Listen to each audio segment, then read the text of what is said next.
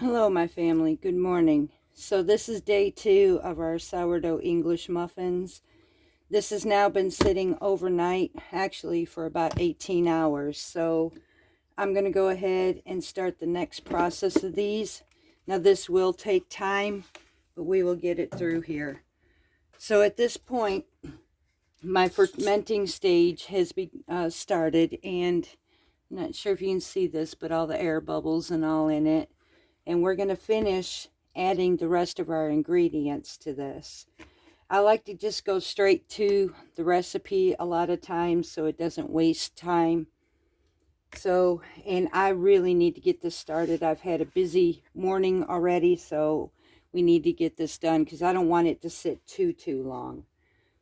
So our next step at this point, and I will put a link referring back to the beginning stages in case you missed it, but I'm going to go ahead and now add 3/4 cup of my flour mixture that I've been using to feed my sourdough starter with.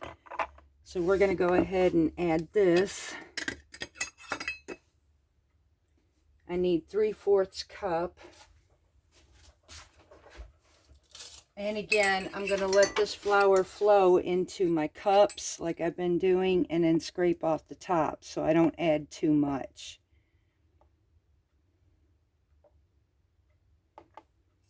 Yesterday we already added the 2 cups in it.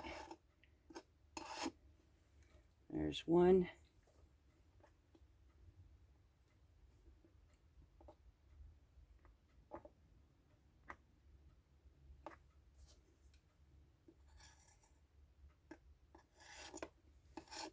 2.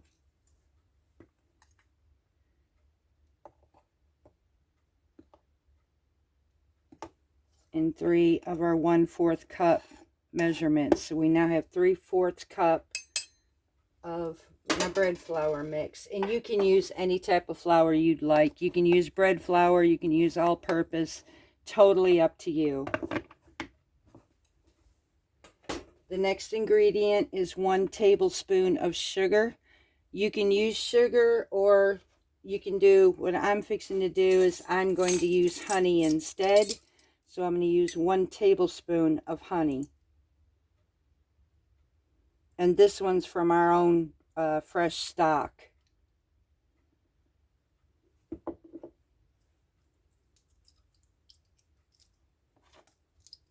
This was the last of the honey we got from our hives after losing our bees this winter. So, but we will be, we have ordered some new ones, but they won't be here till sometime in April, possibly May. So there's my 1 tablespoon of honey.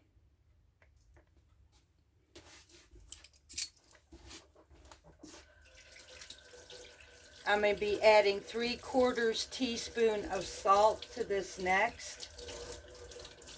Washing out my spoon at the moment. So now, and I'm going to be using Himalayan sea salt. So I'm using 3/4 of a teaspoon of salt.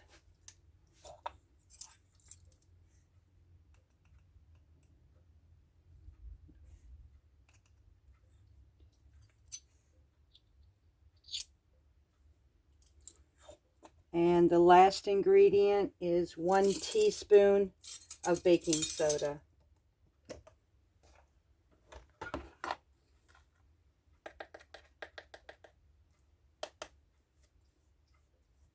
Get the clumps out of it.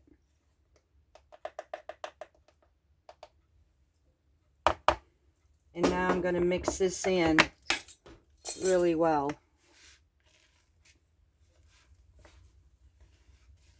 And it is still rather sticky, so. And at this point, I'm just going to go ahead and use my hands because I'm going to have to knead this for about 4 or 5 minutes as well. So I'm going to get this kneaded in, and then I'll put it on my board. I'll first work this in and then do that. So I want to incorporate all this flour into this mix as well.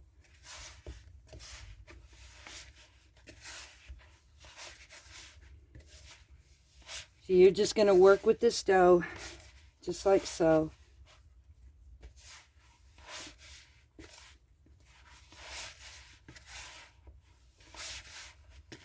Just pressing it in there, working it around to get all this flour incorporated into it.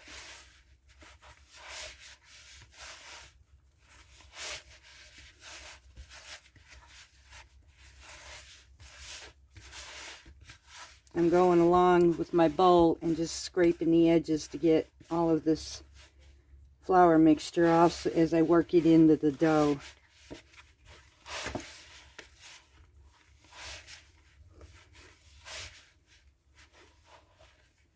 And I'm actually going to go ahead and pour this out on my board and work this in as I need it.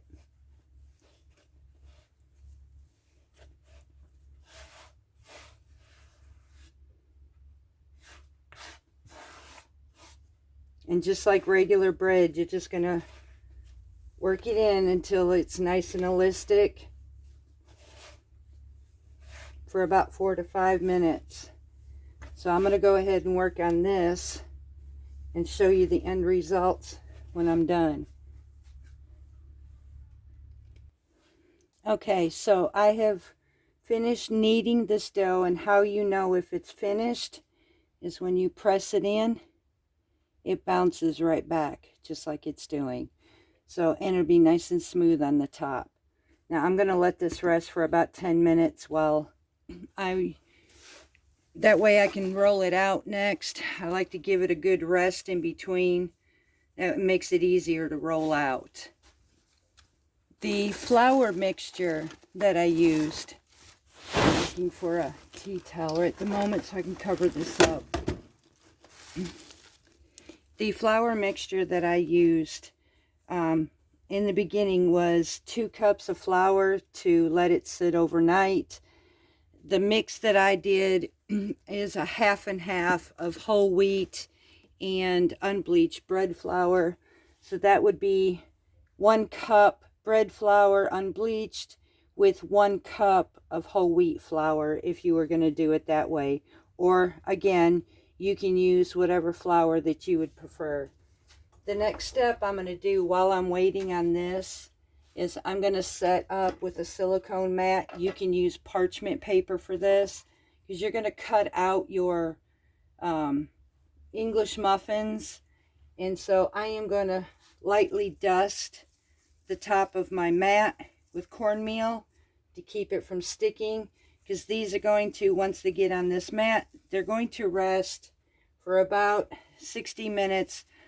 The longer the better, so it's going to be anywhere from an hour to 2 hours before I start to use the griddle on these or cook them up. So I'm just going to go lightly flour this with cornmeal, and I'm going to set it aside for my cut out English muffins. The next thing I'm going to use as far as a cutter is, English muffins are a pretty good size when you buy them from the store. I am going to be using a wide mouth, this is about 3 inches wide, a wide mouth canning jar as my cutter. So these are the things I'm preparing while I'm waiting for this to rest. Once this is rested, I will be right back and I will show you how I'm going to finish this process. Okay. Now this 10-minute mark, this was my idea so I can give it time to rest just a little bit. You do not have to, you can go straight to rolling this out. I am going to now lightly flour my board. You don't want to use a lot of flour and incorporate too much right now. So I'm just going to lightly flour my board, and I'm going to roll this out to about a 1/2 inch thick. Lightly dust the top. And I want to do a 1/2 inch thickness to this.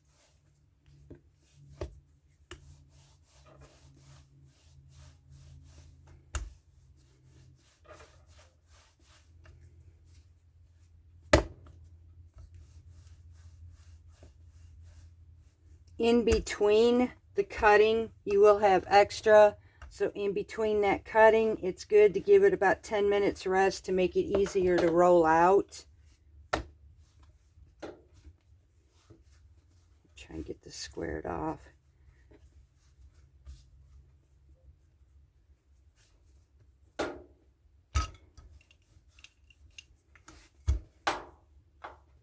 Small spaces, y'all. Small spaces. But I make it work.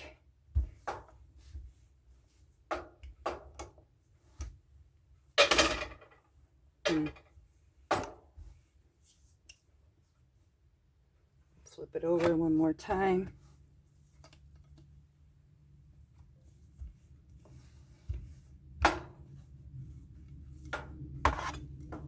Okay.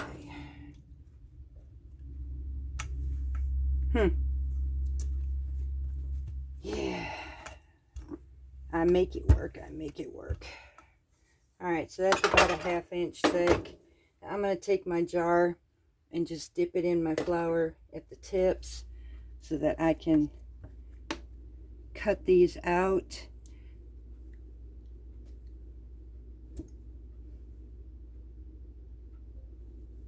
Just like so.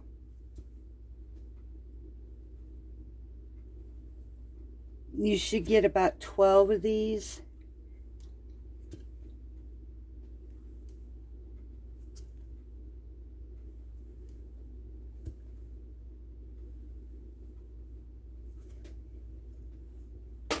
I'm going to go ahead and pop this out, pull them gently away, and then put them on my sheet. Let me get my bread scraper.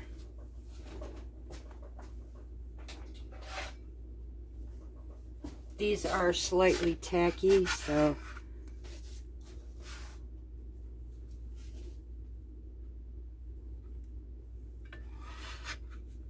trying to keep that roundness as much as I possibly can.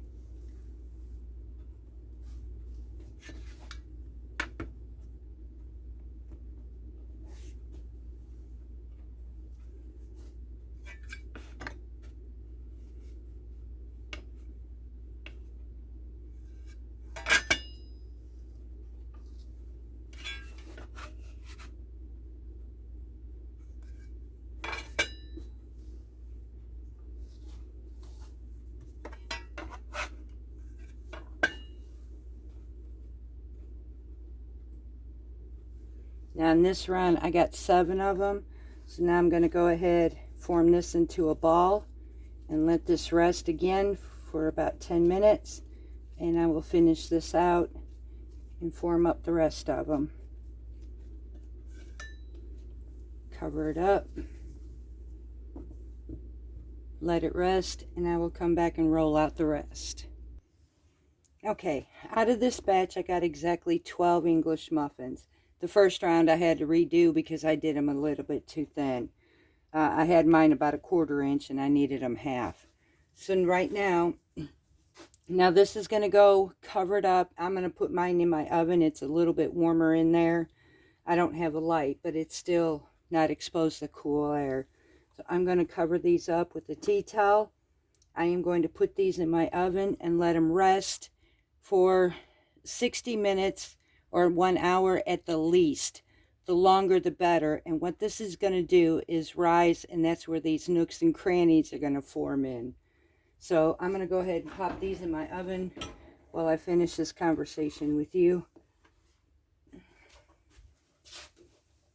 A lot of people will make the mistake when they open up after they make their English muffins homemade. They'll use a knife. The best way to do that is to use a fork, because the fork won't flatten out those air pockets. The other thing I'm going to use to cook these with, I'm going to use my cast iron pan, which this is called a comal. I use this to make homemade tortillas, whether it be regular or diabetic tortillas. This is what I will use, and this is what I'm going to be using to bake these. Now, you can use an electric griddle, or an electric skillet, electric griddle. You can use one of those. You can use a cast iron skillet if you prefer, and you can bake them at 350 degrees for about 8 minutes. But I would say to flip them over halfway through the baking process. You want to make sure that internally that they are done, and how you can do that is use a thermometer, and if it reads 195 to 200, preferably at 200, they are completely done on the inside. So I will be testing mine out with my thermometer to see the internal temps of it too, because if you have your pan too hot, it can tend to cook them outside quicker than the inside. So you want to keep that, and I will get to that point when I'm doing these, between about a medium low, and so that way that they'll cook nicely, they don't brown or burn. Now I do tend to, sometimes these cast iron skillets will cook hotter, so I do have to watch that, and I will keep mine fairly between 3 and 2 for my stove. So at this point I am going to go finish my chores. I've got some farm work to do while these are sitting.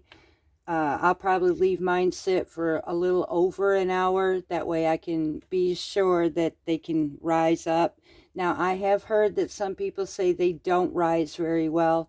That is fine. They usually will rise when you start cooking them too. So I'm going to see with the temps that we have. We're fluctuating up and down, and it seems like the inside of our home stays a little cooler than the outside. So it's winter time, and I can't wait for it to end. We've got more rain ahead of us for the next 3 days, and then we're going down even in the 20s this weekend. So I kind of want to prepare this homestead for that. But in the meantime, I will be back with you. I will also say, yes, this is not a diabetic recipe. I am very well aware with that. And I've told you all that I'm a versatile homestead as it is. I can do traditional foods, and I do diabetic foods. I'm just an all-around self-taught chef that knows all these varieties. What I don't know, I'm learning. So I like to take and as I explained when I made this video on how to start this mix, this is for me. This is not for my husband. But I'd like to be able to share in a lot of versatile ways, because we do have subscribers who are not actually diabetics either. I am finding homestead videos are getting harder to relate to anymore. I won't go into details, but I plan on being the homestead on this channel, what it was intended for homemade foods, for growing, for raising, and I'm going to stick to that method. But I will be versatile to all people. So, because I am part of that, my husband is part of this too, so between the two of us, I can offer a lot more. I can do regular traditional breads, from brioche to buns and all that too. The reason I am sticking with sourdough is because it is a more gut healthy bread, and with that I can do so many things. I can make my own buns if I wanted to. I can make a loaf bread if I wanted to. I can make tortillas, all of it sourdough. So, and I can even make sourdough crackers. So this is the area when it comes to bread making. For me, I'm going to stick with the sourdoughs. So I'm hoping I clarified this up, and I just wanted to make sure everybody understood that this, no, I understand, is not a diabetic method, but we do have more than just diabetics or homesteading diabetics on this channel as well. And I want to be fair to everybody, just as I'm trying to be fair to me. Prices are getting extremely expensive, and even though I am taking this journey with my husband, I am also conscious to the fact is to be able to provide for his needs. I am sticking with him being able to keep the breads he absolutely needs, and I can transition moderately into regular breads for me. So, and I choose moderately even though I'm not a diabetic, because I have lost a tremendous amount of weight and I don't want to go back to that person I used to be. So I can do this under moderation. And these freeze fantastically, just like my sourdough loaf bread that I've done. And they will last me quite a while. So I don't have to go out and buy special bread or whatever. For me, I can just do my own. And I love homemade anything, basically, as much as I possibly can. If I can avoid buying grocery products, I will, by making it myself. So I'm going to go get my chores done, and I will be back in a little over an hour so that I can finish this process with you. Okay, so now it has been over an hour and I've got my kamal heated up. I'm going to brush mine. You can use any oil source. You can spray this if you wanted to with a cooking spray. I'm actually going to brush mine with some ghee. Now these did not actually puff up really high or anything yet, but I will show you what they will do. So now I'm going to take a few at a time and place them on my kamal. I've got this set on a low setting because this cast iron gets pretty hot, and I need these to cook about 4 to 8 minutes per side. And I need the internal temp anywhere from 195, preferably at 200. Now, I made one ahead of time to show you what they look like. And I will show you how to properly open a homemade English muffin.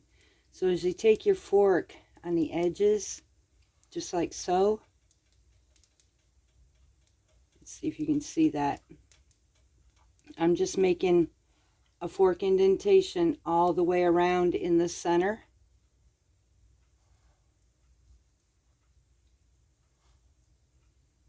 And then gently peel it apart. And that's where all those nooks and crannies come from. This smells so good. I can smell that sourdough in it.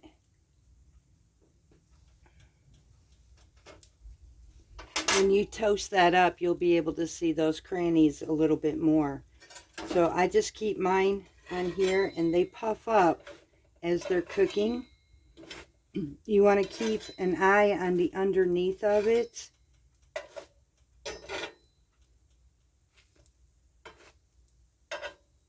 I don't know if you can see these rising or not. Let's see if I can give you a pic of this as they're starting to fluff up.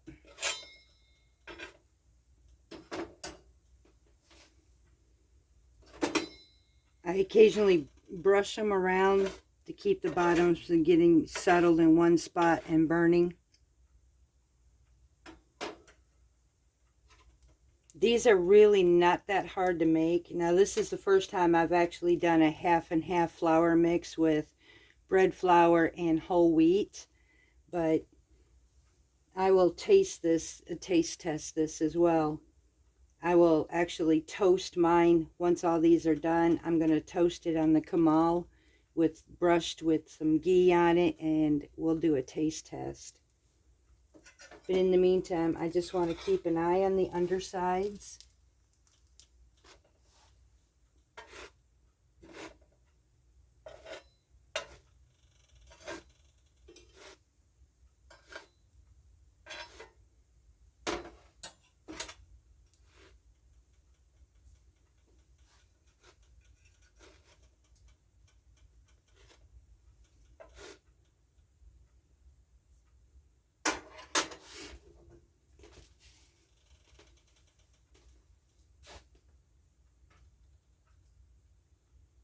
And if you're not sure after you bake these like this, if you're not sure if the insides are done, now I did an internal temp with mine. It came out to be 200 degrees exactly. And if you wanted to, you can put them in the oven at 350 for a few minutes to double check and make sure that the insides are cooked. Also, when you go to eat them, as it is, most of us like to toast it anyways as well. So there's always that.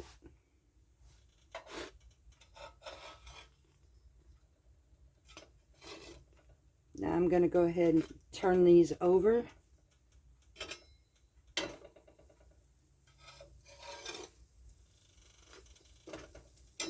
being careful not to squish them.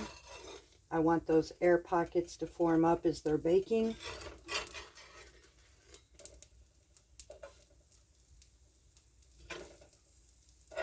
This is where they get their puffiness from.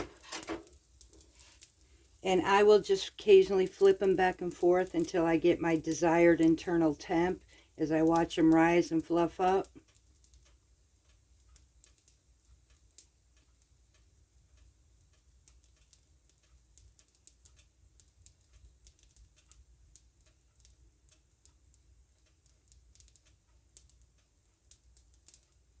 I'm going to go ahead and finish baking all of these, and we will be right back. Okay, so once these start puffing up like you're seeing here, I keep turning these.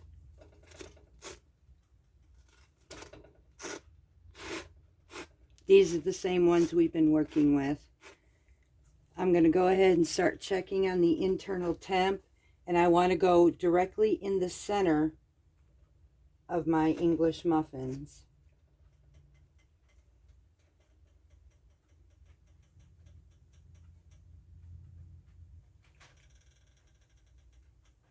And we're still not quite there yet. We're at 189 and we need about 200.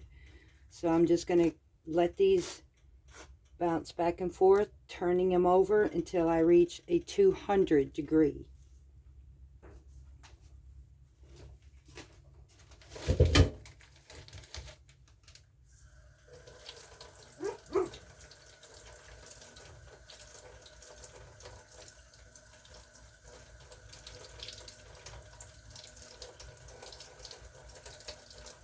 This is the reason why we set it on a low setting, so that it doesn't bake the outside more quickly than it does the inside. It leaves me enough room to turn these around while this internalness of these English muffins can bake. Just flipping them back and forth just so that I can make sure that I get that 200 degree internal temp. You do not want them raw in the middle.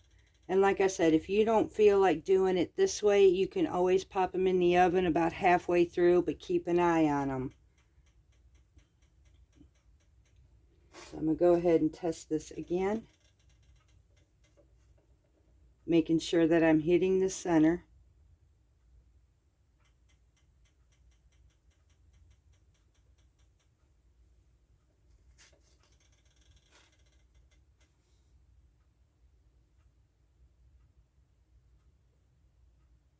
This one's at 190.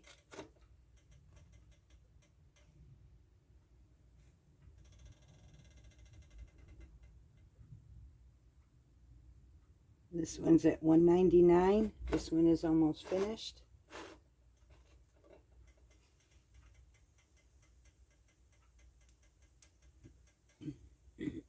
And this one's at 190. And each one of them are different because of their sizes. Like I said, I'm just going to continue to keep doing this until I get that internal temp to keep the outsides from getting too dark.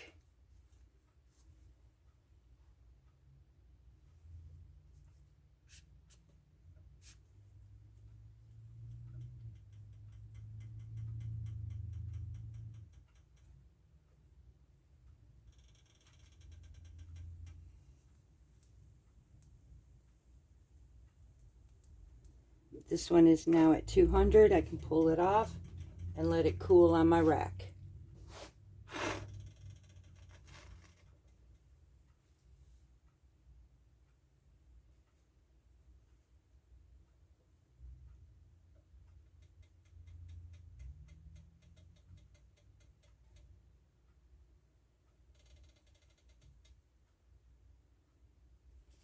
This one is also at 200. And I check every one of them because I want to make sure that they are done. This one's at 200.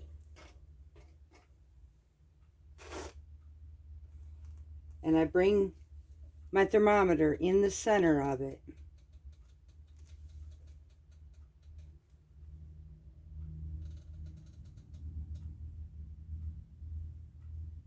This one still has a little bit more to go.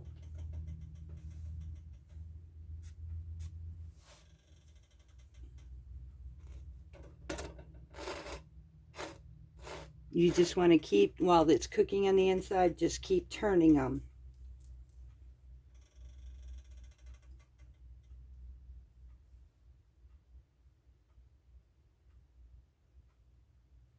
And this is how you make English muffins. It's just this simple.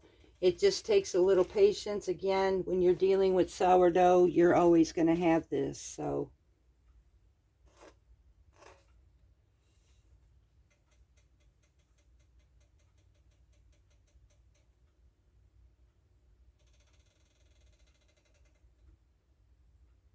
we are now at 196. Just a little bit more.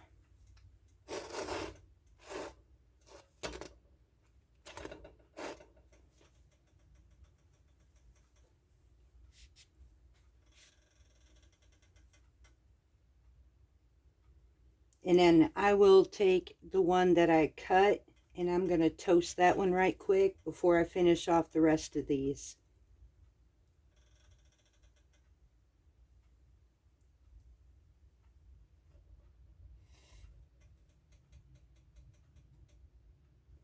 And we are now at 200. And then just set them aside and let them cool off. Now, on the one that we did, I'm going to take and brush my ghee on top. I'm going to turn it upside down on my pan.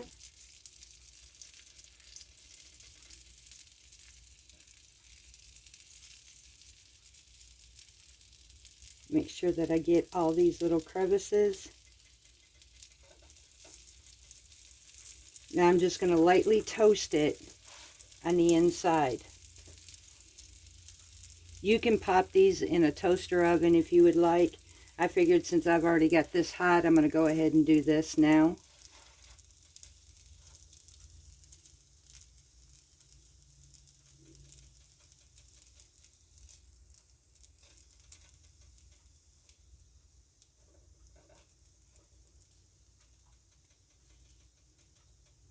And this is how I usually toast my English muffins if I'm going to have one in the morning. While I'm cooking my breakfast, I'm just going to open them up with my fork, put them in my pan, and toast them just like this. I don't know, it's just something about putting that butter on it, or even ghee, which has got that nutty flavor, and toasting them like this. It's just different from a toaster oven or a toaster. I usually do this with my bread as well. It just gives that different, unique flavor. It's hard to describe, but to me, it tastes so much better.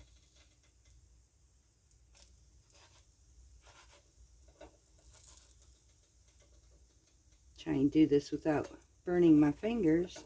Now, I do have this on a low setting, so it takes a little bit. Once I get this finished, I'll be back and show you. All right, I started my next four, and be sure to, when you pull them off your pan, to put them on your pan that you're baking these on. Just do it very gently. You do not want to squish them. So, and these is our toasted centers. Y'all, there is nothing like a sourdough English muffin. It's just amazing. I'm going to taste test this.